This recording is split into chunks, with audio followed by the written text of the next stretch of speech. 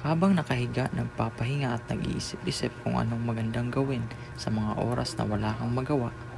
At dito naisip ko, subukan ko kayang gumawa ng page at mag-content.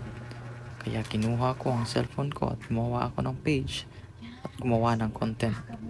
At eto. So ngayon, subukan ko.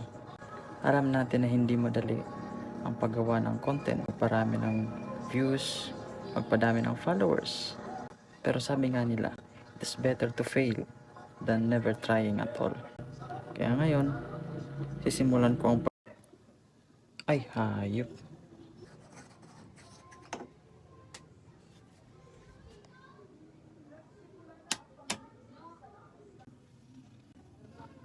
Huwag na lang.